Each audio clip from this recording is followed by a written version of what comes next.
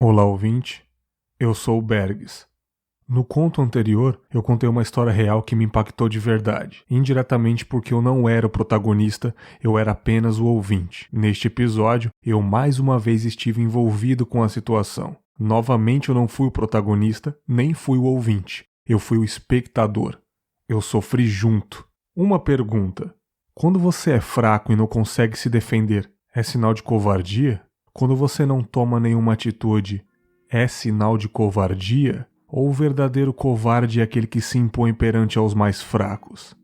Vamos tirar esta conclusão juntos? Bom episódio a todos, e para uma melhor imersão, use fones de ouvido.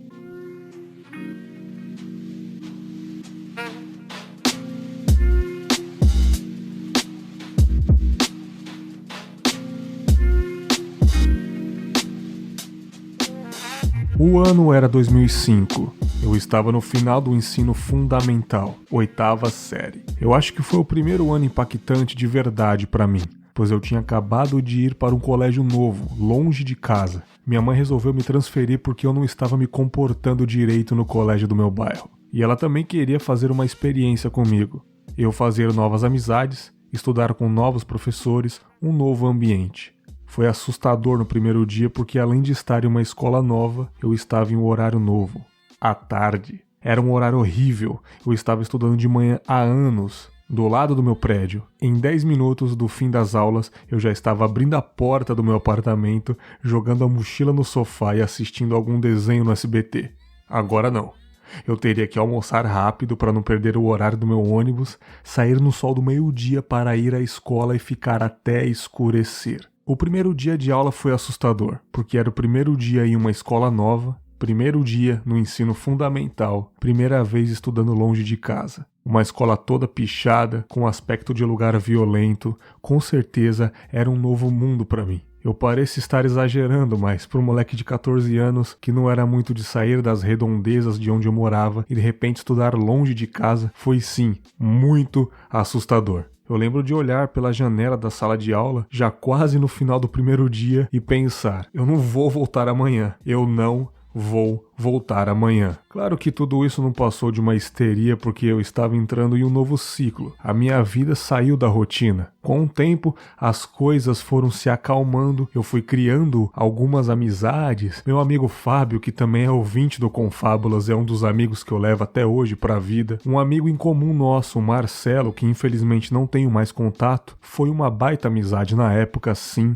O Kleber, também outro amigaço, um baita desenhista, eu tinha inveja da técnica de desenho dele, eu espero que ele esteja bem também. O Diego, amigo da zoeira, a Maiara, minha amiga de infância, que era vizinha de condomínio e por uma bela coincidência foi para essa escola também. Nós nos encontramos lá no primeiro ano do ensino médio. Eu citei algumas amizades que eu fiz lá, mas está faltando a amizade que poderia ser talvez uma das mais incríveis. Poderia. Infelizmente foi interrompida. Essa é a amizade protagonista do conto de hoje.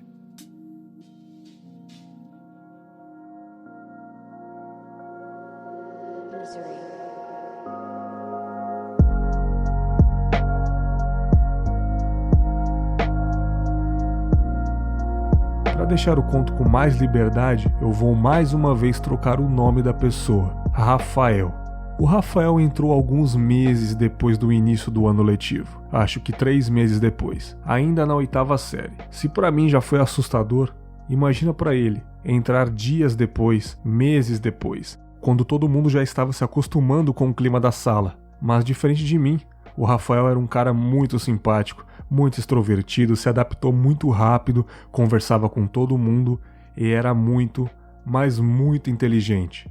Ele tinha uma técnica de leitura fascinante, muito diferente do que eu já vi. Ele lia os textos de primeira e já conseguia fazer um outro texto interpretativo. Isso era fantástico, ele se dava muito bem na aula de português e história em geral. Ele era fantástico naquela idade. Naquela idade, ele já fazia coisas que hoje eu não faria, como ler de primeira e interpretar. Ele era um gênio. E na matemática nem se fala, ele se dava muito bem. A gente fez uma amizade bem legal.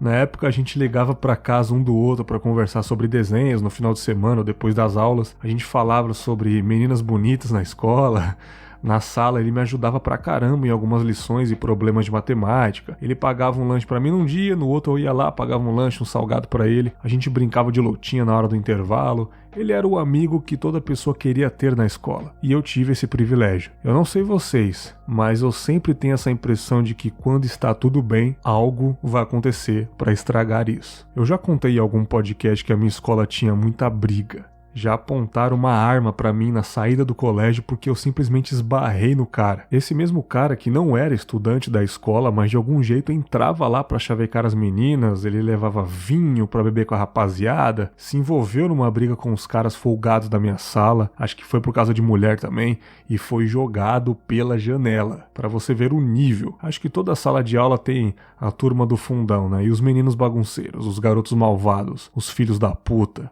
Sobre as coisas estarem bem e do nada se complicar, bem, o Rafael de alguma forma começou a despertar inveja e ciúmes dos caras do fundão.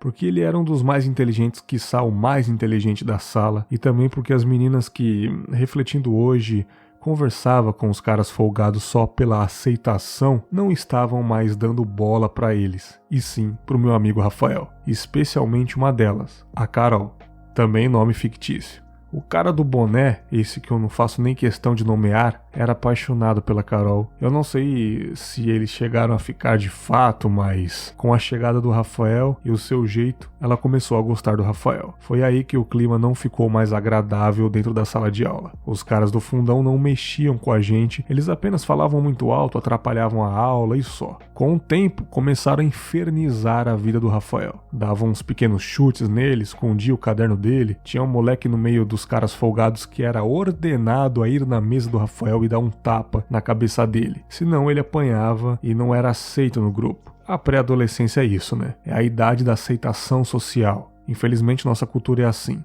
Tentamos nos encaixar em algum grupinho. Hoje eu entendo que o menino sofria também. Esse menino... Por que você se sujeitou a isso, garoto? Chegou o dia que as coisas estavam começando a mudar e se complicar. O Rafael ligou à noite lá pra casa depois de um dia intenso de aula, meio triste, perguntando pra mim o que ele tinha feito de errado pros caras estarem enchendo o saco dele. Eu disse que era inveja, apenas inveja, e que eles estavam manipulando o garoto pra atingi-lo. Disse também o principal de tudo: Rafael, não cai na pilha, cara. Aguenta mais um pouco. Se isso continuar, a gente chama a diretora, chama nossos pais, tentamos fazer alguma coisa a respeito, mas não caia na pilha. Bom, ele concordou, afinal ele não era um garoto de brigar com ninguém e ele confiava muito em mim, ele confiava muito na minha lealdade. Droga! No dia seguinte, na sala de aula, veio uma bola gigante de papel direto na cabeça do Rafael, claro, vindo lá do fundão. Assim que acertou a cabeça dele, fez aquele barulho, a sala inteira deu risada, menos eu e a Carol. Vocês lembram o que eu disse no telefone pra ele? Rafael, não cai na pilha. Sim, ele não ia fazer nada, mas ele estava cansado de parecer fraco. Entre aspas, talvez cansado de parecer fraco pra Carol. Eu não sei se ele estava afim dela também, mas ele caiu na pilha. Nesse fatídico dia, ele não aguentou o bullying e reagiu. Saiu da sua cadeira, pegou a bolinha de papel e jogou no menino que era o boneco de ventríloco dos outros folgadões. Era massa de manobra deles. O clima esquentou, a professora interrompeu, disse pra todo mundo ficar quieto e que não era pra ninguém brigar. Como se os professores tivessem alguma autoridade naquela escola, e muito menos na minha sala. Acabaram as aulas daquele dia, eu e Rafael sempre íamos até a estação de metrô, eu descia a plataforma do metrô para pegar ônibus do outro lado do terminal, e o Rafael ficava na entrada da estação para pegar os ônibus que vinham da avenida. Cada um ia para lugares completamente diferentes de São Paulo. Quando eu ia descer, eu vi os folgadões vindo correndo em nossa direção junto com o menino que levou a bola de papel na sala. Ali eu vi que ia dar merda, e deu merda. O Rafael e o garoto de repente começaram a brigar. Os caras folgados não entraram na briga, ficaram apenas olhando e o Rafael deitou o menino na porrada. Deitou o moleque no soco. Além de ser o cara mais inteligente da sala, ele era bom de briga. Os caras viram aquilo e ficaram impressionados, foram embora, pegaram o moleque pela touca e saíram correndo. E eu e o Rafael ficamos alguns minutos em silêncio, mas felizes de certa forma. Eu até disse a seguinte frase: pô, Rafa, agora tá tudo resolvido, né, cara? Você bateu no moleque, eles vão te deixar em paz. É isso, terminou. O Rafael, inteligente como sempre, disse o seguinte: acho que não. Se acontecer algo, posso contar com você? Eu disse que sim. No dia seguinte, a gente entrou na sala, normalmente, os caras folgados do fundão estavam quietos.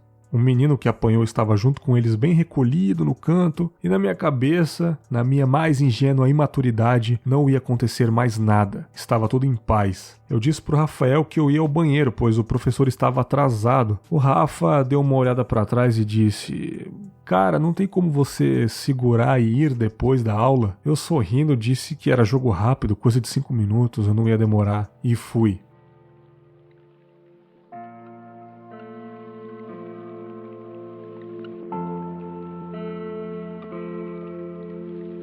Quando eu estava voltando, subindo a escada, dava para ouvir do corredor a gritaria. Eu fui correndo para a sala de aula e quando eu cheguei, o Rafael estava sendo espancado, cercado pelos 4 garotos tomando chutes na cara, socos e cadeiradas. E ninguém fez nada.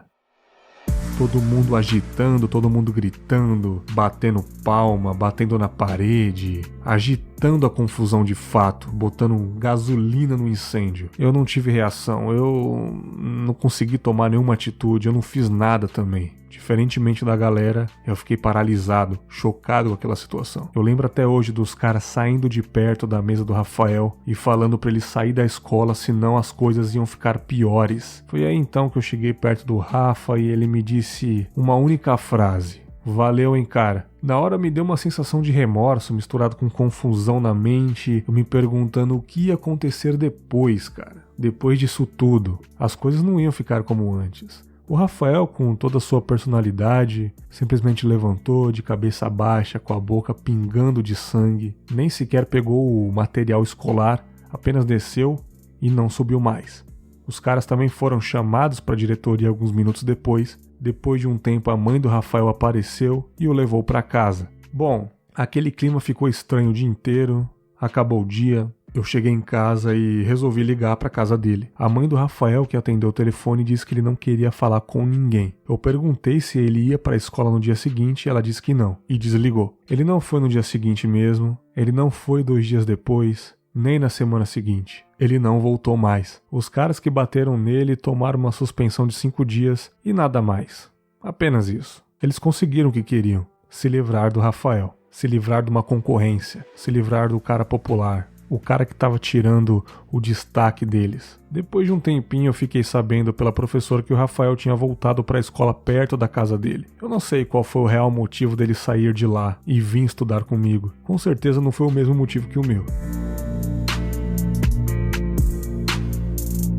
Precisamos falar sobre o bullying. É uma atitude covarde, uma ação totalmente repugnante, violência com um colega de escola, aquela zoeira, entre aspas, zoeira exagerada, o foco só naquela pessoa durante muito tempo. Isso acaba com o psicológico. Tudo bem, era uma garotada de 14, 15 anos, você pode dizer isso, mas é nessa idade que os traumas acontecem. Eu nunca vi mais o Rafael e eu espero que ele esteja bem, espero que não tenha tido nenhum tipo de trauma social e que de alguma forma relembre dessa história com tranquilidade. Por incrível que pareça, eu estudei com um desses caras que bateu no Rafael por mais 3 anos até a gente se formar. Ele mudou muito com o passar dos anos.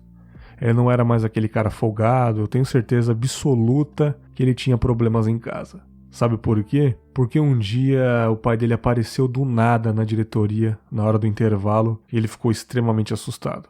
Ele estava sorrindo com uma garotada lá, o pai dele apareceu. Ele tomou um susto com a presença, ele abaixou a cabeça e foi, sem falar nada. A base de tudo é dentro de casa. Não há motivos para uma criança ser agressiva na escola e carente de atenção quando se tem atenção no seu lar. Eu tinha muito amor dentro da minha casa, eu tinha uma pessoa que me defendia de tudo e todos. Talvez esse garoto que agitou todas as situações de brigas era o que mais precisava de ajuda. Olhando para trás, eu realmente não sei qual é o meu sentimento sobre não ter ajudado o Rafael, já que eu cheguei na sala e já era tarde demais. Até hoje eu me pergunto em que posição eu devia estar. Acho que infelizmente foi uma tragédia, foi uma situação ali que acontece até hoje. E se você que está ouvindo tem filhos, verifique o ambiente para ele não se tornar a vítima, ser agredido ou ser o agressor. Até breve.